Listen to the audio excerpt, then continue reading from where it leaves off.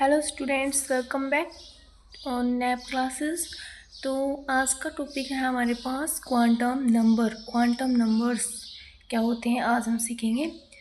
तो चलिए शुरू करते हैं। क्वांटम नंबर्स क्या होते हैं, इससे पहले डेफिनेशन देख लेते हैं। Quantum numbers are the identification numbers. ये आइडेंटिफिकेशन नंबर होता है, जैसे हमारे पास आइडेंटिटी कार्ड होता है, हम स्कूल में, कॉलेज में या फिर किसी ऑफिस में काम करते हैं तो हमारे पास एक आईडी कार्ड होता है। उसी तरीके से ये आइडेंटिफिकेशन नंबर है जो किसी भी इंडिविजुअल इलेक्ट्रॉन के लिए होता है, जो इलेक्ट्रॉन एटम में होते हैं। और आगे क्या कहता है, which fully describe the position and energy of the electron. ये पूरी तरह से डिस्क्राइब करता है पोजीशन को और इलेक्ट्रॉन की एनर्जी को, ठीक है, जो भी किसी भी इन एन एटम, जो किसी एटम में होगा। आगे कहता है, there are 4 quantum numbers whose value are assigned to an electron of an atom. ये जो क्वांटम नंबर्स होते हैं ये कितने टाइप्स के होते हैं, 4 टाइप के क्वांटम नंबर हमारे पास होती हैं और वो अलग अलग वैल्यू हमारे पास शो करते हैं। तो ये हमें किस बेसिस पे डिवाइड किए गए हैं, ये डिवाइड किए गए हैं on the basis of quantum mechanics and spectroscope. इसके बेसिस पे ये डिस्क्राइब किए गए हैं। तो इनके नाम है principal quantum number. Principal quantum number जो हमारे पास है वो एन से डिनोट किया जाता है।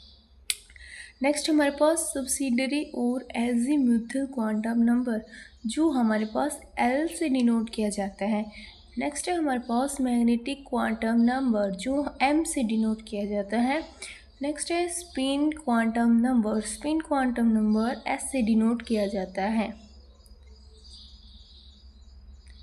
नेक्स्ट है हमारे पास principal quantum number. Principal quantum number क्या कहता है कि प्रिंसिपल क्वांटम नंबर कहता है कि this quantum number denoted the energy level. ये हमारे पास एनर्जी लेवल को डिनोट करता है और प्रिंसिपल सेल, और ये प्रिंसिपल सेल को भी शो करता है to which an electron belongs, जहाँ से इलेक्ट्रॉन बिलोंग करता है किसी भी एटम में, वो कौन बताता है, प्रिंसिपल क्वांटम नंबर बताता है। It is denoted by N, ये एन से डिनोटेड किया जाता है और ये किसके द्वारा हमें मिला, it was introduce by Bohr. ये हमें बोहर्स ने हमारे पास इंट्रोड्यूस किया था इसके बारे में। नेक्स्ट पॉइंट हम लिखेंगे, it gives average distance of the electron from the nucleus. जो एन है हमारे पास, प्रिंसिपल क्वांटम नंबर जो है वो हमें बताता है कि एवरेज डिस्टेंस कितनी है इलेक्ट्रॉन की न्यूक्लियस से। कोई भी न्यूक्लियस है उसकी एवरेज डिस्टेंस कितनी है हमारे पास, ये हमें प्रिंसिपल क्वांटम नंबर बताता है। ठीक है, आगे क्या कहता है कि the value of N can be 1 2 3। N की जो वैल्यू है वो हो सकती है 1 2 3 एंड सो ऑन।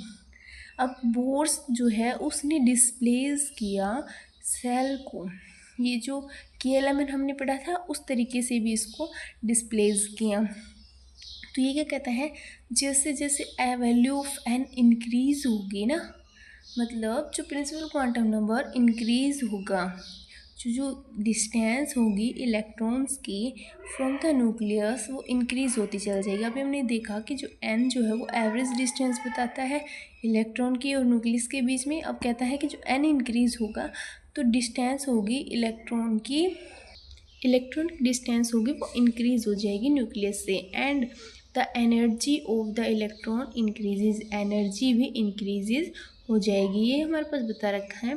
ये कोई न्यूक्लियस है हमारे पास, ये हमारे पास सेल है KLMN, ये हमारे पास एन है। तो यहाँ पर अगर हम प्रिंसिपल क्वांटम नंबर के वैल्यू देखें तो हमारे पास एन की वैल्यू 1 2 3 4 अभी हमने पढ़ा था, एंड सो ऑन, जितनी जितनी सेल बढ़ती जाएगी उतने ही हमारे पास एन की वैल्यू बढ़ती जाएगी। अब कहता है कि if the electron is in M shell, अगर इलेक्ट्रॉन हमारे पास एम सेल में है तो इसका प्रिंसिपल क्वांटम नंबर कितना होगा। हमें पता था प्रिंसिपल क्वांटम नंबर एन से डिनोट किया जाता है। अब प्रिंसिपल क्वांटम नंबर हमें बताता है कि उसका एनर्जी लेवल क्या है, और जो प्रिंसिपल सेल है वो बताता है किस सेल से बिलोंग करता है।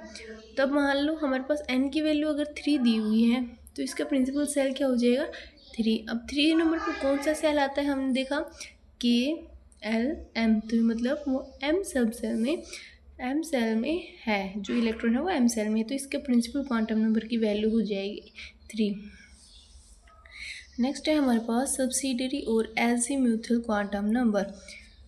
एजीम्यूथल क्वांटम नंबर क्या है, इसको एल से डिनोट करते हैं। ये जो क्वांटम नंबर है वो हमें बताता है कि एंगुलर मोमेंटम कितना है किसी क्वांटम नंबर का। क्वांटम नंबर हमें बताता है। इसको हम सेकेंडरी क्वांटम नंबर के नाम से भी जाना जाता है। इसी को हमने, ये किसने एक्सप्लेन किया था, ये एक्सप्लेन किया था सोमरसफील्ड ने। ये कोई साइंटिस्ट था, उसने एक्सप्लेन किया था।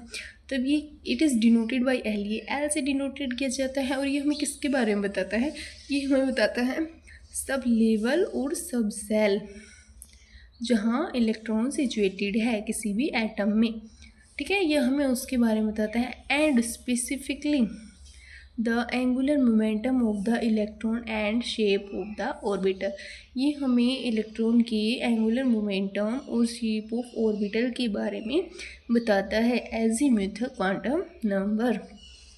अब हमें क्या कहते हैं कि जो द वैल्यू ऑफ एल है, मतलब एजीम्यूथल क्वांटम नंबर की जो वैल्यू है वो 0 से शुरू होती है। ये हमें याद रखना है।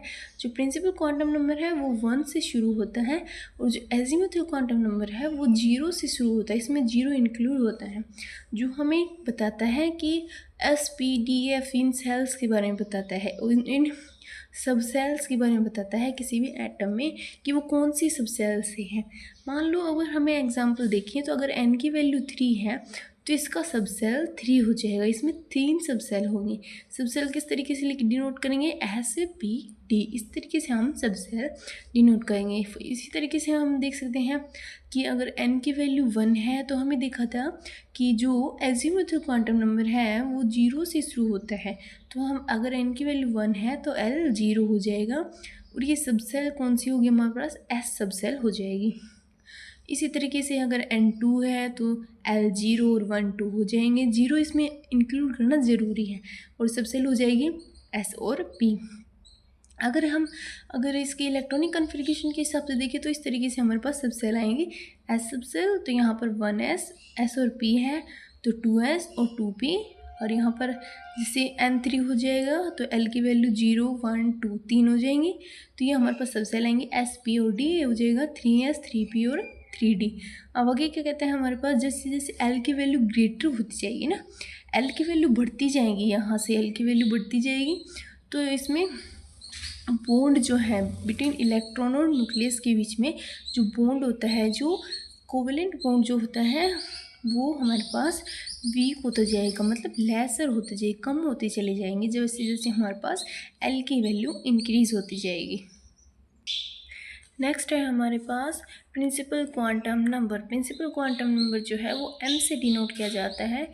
ये हमें क्या बताता है कि तो कोई भी इलेक्ट्रॉन जो है एटम में वो कितना मैग्नेटिक फील्ड है उसका, ये हमें हायर मैग्नेटिक फील्ड के बारे में बताता है, जो ऑब्जर्व करता है बिहेवियर ऑफ दोज इलेक्ट्रॉन के बिहेवियर को ऑब्जर्व करता है इन द मैग्नेटिक फील्ड में।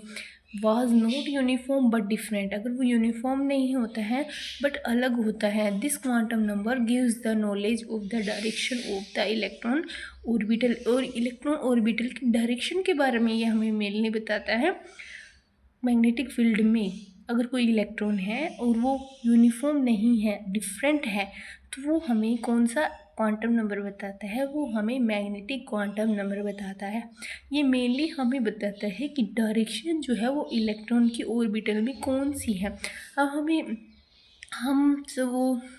हमारे पास एक क्वेश्चन आता है कि N2 का एनर्जी लेवल डायग्राम बताइए, तो उसमें होता है कि एक क्लॉकवाइज होता है, एक एंटी क्लॉकवाइज होता है, तो इसको हम ये अपोजिट होते हैं, तो इसी तरीके से डायरेक्शन बताता है कि किस में है। तो ये हमें डायरेक्शन शो करता है मैग्नेटिक फील्ड, ठीक है। It is denoted bye M, ये M से डिनोटेड किया जाता है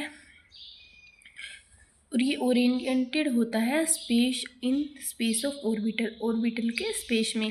अगर हम देखें सारे क्वांटम नंबर हमने पढ़ लिए हैं M तक, तो हम देखें कि एग्जांपल के तौर पे जो N है, अगर N की वैल्यू 1 2 3 होती है तो L जो है वो हमारे पास 0 से शुरू होता है, यानी एजीमुथल क्वांटम नंबर 0 से शुरू होता है, तो L की वैल्यू हो जाएगी 0 1 2। अब हमें सेल्स हमें पता है, अगर L की वैल्यू 0 होती है तो के से शुरू होती है तो के एल एम हो जाएगा। अब सबसेल की बात करें तो सबसेल हमारे पास एस से शुरू होती है तो एस पी डी इस तरीके से आगे आगे चलती जाएंगी सो ऑन। ठीक है, अब हमें एम की बात करें तो एम जो है उसकी वैल्यू कैसे निकालेंगे। जो एम है वो लाइज करता है बिटवीन -L2 + L। ठीक है, और इसमें जीरो इंक्लूड होता है। तो ये एम की वैल्यू है वो लाइज करती है -L2 + L। तो हमारे पास -L2 + L -L लिखेंगे तो L की वैल्यू हमारे पास 0 है, तो -0 तो होता नहीं है, माइनस में क्या आता है 1 और 0। इसी तरीके से हम M की वैल्यू देखें, L की 1 है, L की वैल्यू 1 है, तो M जो है वो माइनस में -L2 + L बिलोंग करता है, तो ये हो जाएगा -1 0 + 1।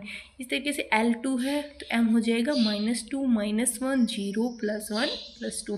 इसमें देखने माइनस भी होता है प्लस भी होता है और जीरो तो इसमें इंक्लूड होता ही होता है।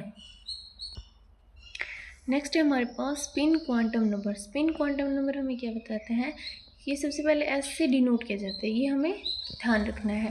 तो ये कहता है कि the electron while revolving around the nucleus, जब इलेक्ट्रॉन रिवॉल्व करता है न्यूक्लियस के अराउंड में तो वो अपनी एक एक्सिस पर भी रिवॉल्व करता है। जैसे हमारे पास अर्थ रिवॉल्व करती है एक्सिस पे, इसी तरीके से जो स्पिन्स हैं on its axis either in clockwise direction और एंटी क्लॉकवाइज डायरेक्शन।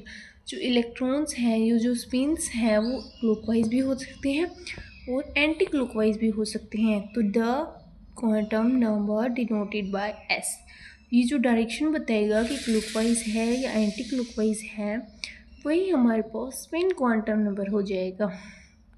अब स्पिन क्वांटम नंबर की दो वैल्यू होती हैं, two values off spin quantum number. तो ये होता है +-1/2।